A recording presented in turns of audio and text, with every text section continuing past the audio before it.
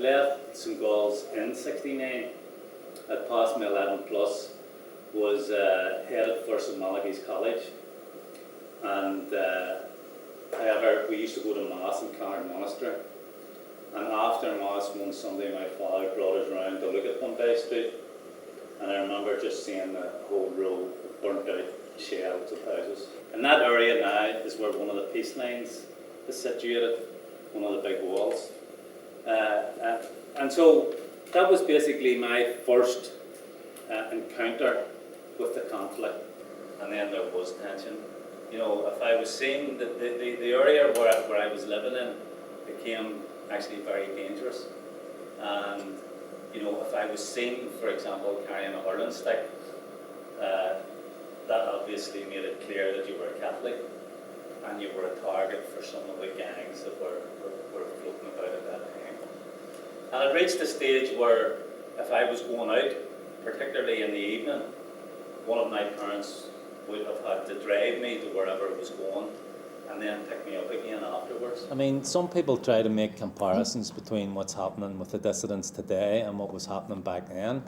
And I mean, there's no comparison. I mean, I don't know how many military fortifications there were in West Belfast, but I'm sure there were at least 20.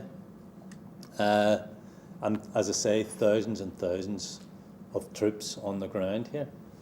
So, you know, that was the atmosphere in which I grew up. And the most recent research from Queen's University, Dr. Ruth Jamieson, in the law department, estimates that there were 40,000 people imprisoned as a result of the conflict here between 1971 and 1998. Was that they had political prisoners in their prisons, so they had to try and get rid of that, and that was where criminalisation came in.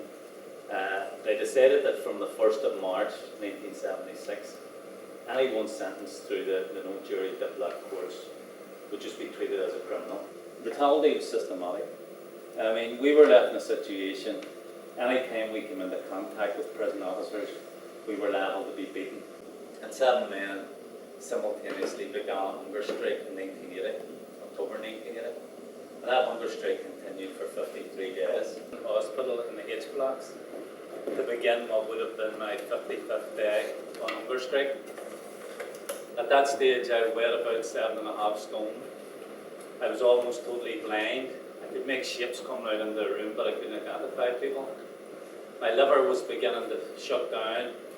In fact, 3rd of October was a Saturday, and on the previous Wednesday, I had been examined by a consultant from the city hospital who told me that even if I ended my hunger strike there and then, there was a good chance I wouldn't survive, because there was a good chance there was irreparable damage done to my liver. So I was probably within hours rather than days from death, and as luck would have it, the decision was taken, and I had no part in the decision. The decision was taken to end the hunger strike at 3 o'clock on that Saturday, the 3rd of October, and obviously I survived. Unfortunately, I survived without any major ill effects.